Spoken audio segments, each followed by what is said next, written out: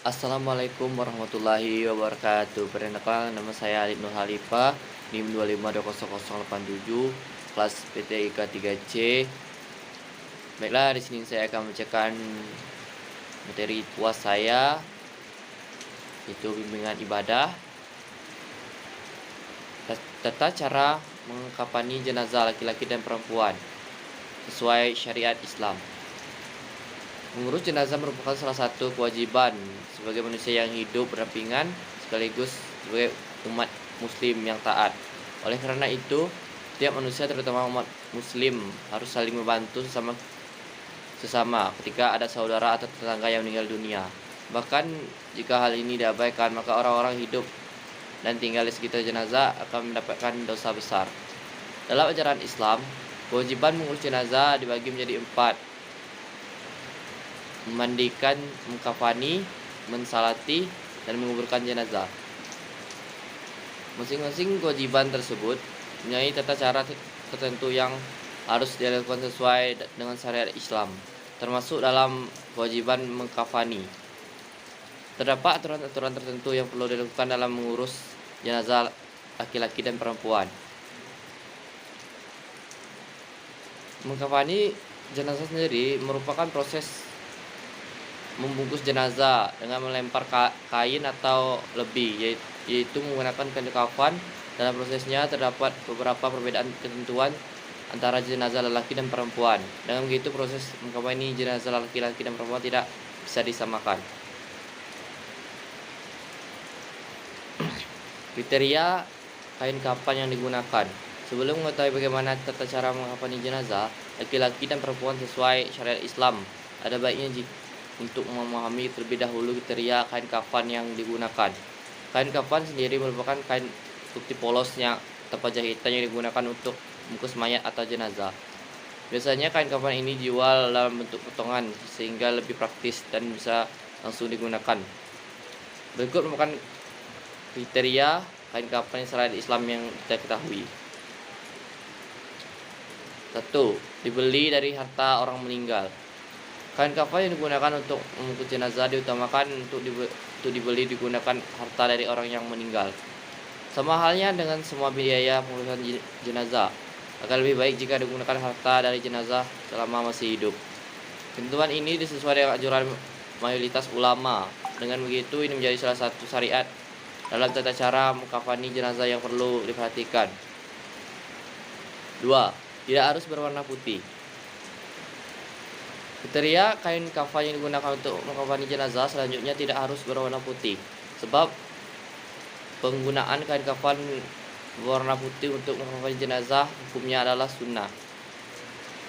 Dalam hal ini, Rasulullah SAW bersabda, "Pakailah pakaian yang berwarna putih dan kafanilah mayit dengan kain warna putih, karena itu adalah sebaik-baiknya pakaian kalian."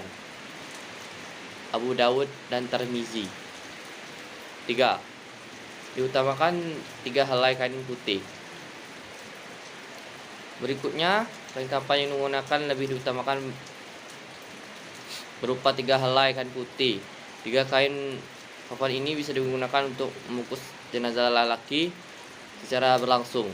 Sedangkan pada jenazah perempuan, 1 lembar kain digunakan untuk sarung, baju, dan kerudung. Dan 2 lembar kain sisanya bisa digunakan untuk membungkus bagian tubuh lainnya. Jika tidak memungkinkan, dapat hanya digunakan 1 helai kain saja. Hal ini disebutkan dalam kitab Takhrirat Al-Jadidah karya Hasan bin Ahmad Al-Khaf. Dalam kitab ini dijelaskan bahwa minimal jumlah kain yang digunakan salah satu helai kain dapat digunakan seluruh tubuh baik laki maupun perempuan. Ya, baiklah, yang keempat, jenis kain kafan dan wewangian. Jenis kain kafan sejauh ini tidak terdapat ketentuan secara spesifik baik dalam hadis maupun Al-Quran. Namun bisa dikatakan jenis kain kafan yang digunakan harus dapat menutupi tubuh jenazah dengan baik, tidak tipis atau tembus pandang, sehingga tidak menampakkan kulit jenazah. Jumlah kain kafan seperti yang telah disebutkan sebelumnya, para ulama menganjurkan untuk jenazah laki-laki sebaiknya menggunakan kain kafan sebanyak 3 lembar, sedangkan untuk jenazah perempuan bisa menggunakan sebanyak 5 lembar atau kain kafan. Namun sebenarnya hadis yang menyebutkan penggunaan 5 lembar kain kafan untuk perempuan tersebut sifatnya masih lemah. Dengan begitu, jumlah kain kafan yang digunakan untuk membungkus jenazah tidak terikat. Boleh menggunakan 3 helai atau 5 helai sesuai jumhur ulama. Bagi jenazah perempuan disunahkan untuk mengenakan jilbab, gamis, dan sarung.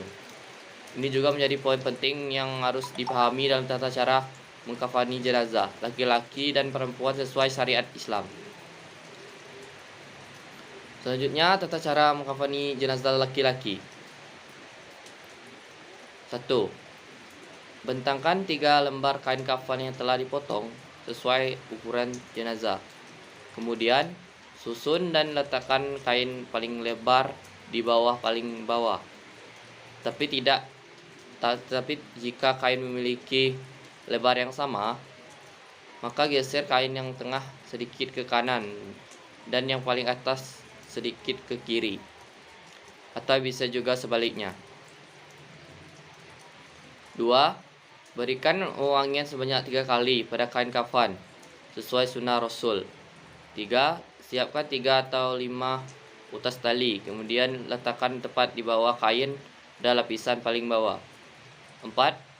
Persiapkan kain kafan yang sudah diberi wewangian untuk diletakkan di bawah anggota tertentu nanti, di antara lain sebagai berikut.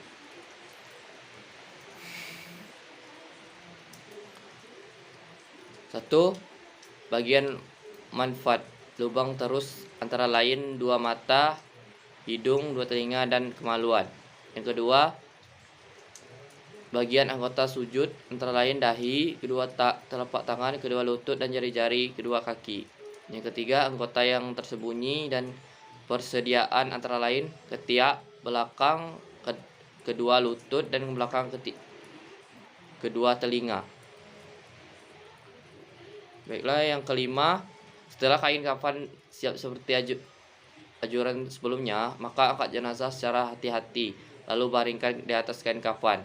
Tutup bagian anggota badan tertentu, lalu selimutkan kain kafan selembar demi selembar, kemudian dari kain kafan yang paling atas hingga yang paling bawah, lalu ikat dengan tali-tali yang telah dipersiapkan di bawahnya. Tata cara mengkafani jenazah perempuan. 1. Bentangkan 2 lembar kain kafan yang telah dipotong sesuai ukuran tubuh jenazah. Lalu letakkan kain sarung tepat pada badan antara pusar dan kedua lututnya. 2. Persiapkan baju kurung dan kerudung. 3. Sediakan 3-5 utas tali dan letakkan di paling bawah kain kafan. 4. Sediakan kapas yang telah diberikan kewangian yang nanti diletakkan pada anggota badan tertentu. 5. Angkat dan letakkan jenazah di atas kain kafan secara hati-hati. 6. Berikan kain kapas yang sudah diberi wewangian ke tempat anggota tubuh manfaat atau lubang terus seperti pada jenazah laki-laki. 7. Letakkan kain sarung pada tubuh jenazah antara pusar dan kedua lutut. Pasangkan baju kurung sekaligus kerudung atau penutup kepala. Bagi yang berambut panjang bisa dikepa menjadi 2 atau 3 dan letakkan di atas baju kurung tadi, tepatnya di bagian dada. 8. Letakkan kedua kain kafan selembar demi selembar mulai dari yang paling atas paling bawah, lalu ikat dengan beberapa utas tali yang telah disediakan.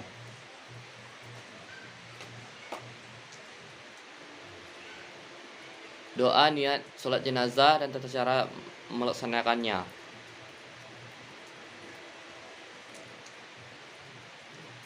Yang meninggal seperti memandikan, mengkafani, mensalati, dan mengubur. Dalam pelaksanaannya, setiap muslim dianjurkan untuk menerapkan sesuai sunnah yang telah ditentukan. Syarat sah menggunakan sholat jenazah. Berikut syarat sah yang perlu dilakukan sebelum melakukan sholat jenazah. Satu, sholat jenazah sama dengan sholat lain, yakni menutup aurat, suci dan hadas besar dan kecil, suci badan, pakaian dan tempatnya, serta menghadap kiblat. 2. Jenazah sudah dimandikan dan dikepani. 3. Letakkan jenazah berada di sebelah kiblat orang yang menyolatinya, kecuali kalau sholat dilakukan di dekat makamnya atau sholat gaib. Berikut orang yang terkait yang berhak mengurus jenazah. Orang yang diwasiatkan dengan syarat, orang yang diwasiatkan bukan orang fasik atau ahli bidah. 2. Ulama atau pemimpin agama. 3. Orang tua dari jenazah tersebut. 4. Anak-anak dari si jenazah ke bawah, keluarga terdekat, kaum muslimin. Bacaan niat sholat jenazah dalam melaksanakan sholat jenazah perlu diketahui bacaan niat sholatnya terlebih dahulu. Niat jenazah bagi menjadi dua, yakni sholat jenazah laki-laki dan sholat jenazah perempuan. Berikut adalah niat sholat jenazah yang patut dihafalkan.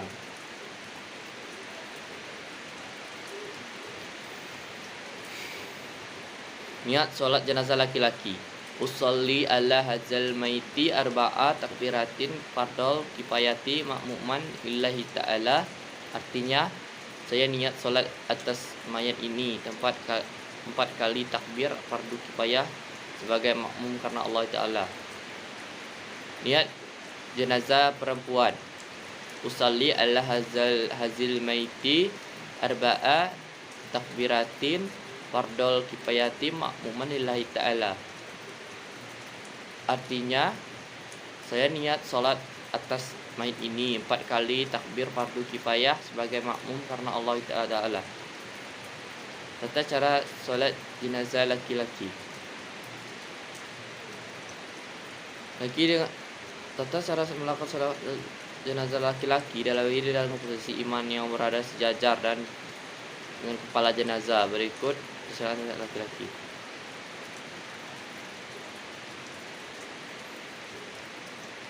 Berikut adalah bacaan doa jenazah bayi dalam Al-Quran yang artinya bayi yang guguran disalatkan untuknya dan didoakan untuk kedua orang tuanya ampunan dan rahmat. Mushad Ahmad Bad Ladis Al-Muhirah Ibn Subah nomor 1874 Nurut Syu'ib Al-Arnaud termasuk hadis syahih. Berikut bacaan doa jenazah bayi yang dapat dilantunkan dalam sholat jenazah di takbir keempat. Allahumma ij'alhu farhan wa hukran liwalidayhi wa syafi'an mujaban. Allahumma taksiki bihim wa mazihima wa adzim bihi ujurahuma wa alhiqhu bis halihil mu'minina waj'alhu fi kafalati Ibrahima waqihi birahmatika azabal jahimi. Yang artinya, ya Allah, jadikanlah kematian anak ini sebagai pahala dan simpanan bagi kedua orang tuanya dan memberi syafaat yang dikabulkan doanya. Oh Allah, dengan musibah ini beratkanlah timbangan perbuatan mereka dan berilah pahala yang agung. Anak ini kumpulkan dengan orang-orang yang saleh dan jadikanlah dia pelihara oleh Nabi Ibrahim. Peliharalah dia dengan rahmatmu dari sisaan neraka jahim. Baiklah, untuk bacaan doa usai sholat jenazah. Bismillahirrahmanirrahim. Allahumma sholli ala sayyidina Muhammad wa ala ali sayyidina Muhammad. Allahumma bihaqil fatihati itikrika banawa rikabahadzal maiti hadzihil maitati wa al-qafaruha rauhatan minal janati وآتت له لها حفرة من النار وَاسْهَلَاهُ عَلَى خَيْرِ خَلْقِهِ سَيِّدِنَا مُحَمَّدٍ وَعَلَى آلِهِ وَصَحْبِهِ أَجْمَعِينَ Walhamdulillahirabbil alamin. Yang artinya, ya Allah, curahkanlah rahmah atas junjungan kami Nabi Muhammad dan kepada keluarga Nabi Muhammad, ya Allah, dan berkahnya surah Al-Fatihah, bebaskanlah dosa kami dan dosa mayit ini dari siksaan api neraka 3 kali. Ya Allah, curahkanlah rahmat dan berilah ampunan kepada mayit ini, dan jadikanlah tempat kuburnya teman, nyaman dan surga, dan janganlah engkau menjadikan kubur itu lubang jurang neraka. Semoga Allah memberikan rahmat dan kemuliaan makhluknya, yaitu junjungan kami Muhammad dan keluarganya serta sahabat-sahabatnya. Segala puji bagi Allah, Tuhan dan seluruh alam. Itulah yang dapat saya sampaikan. Lebih dan kurang saya mohon maaf. Wabillahi taufiq hidayah. Wassalamualaikum warahmatullahi wabarakatuh.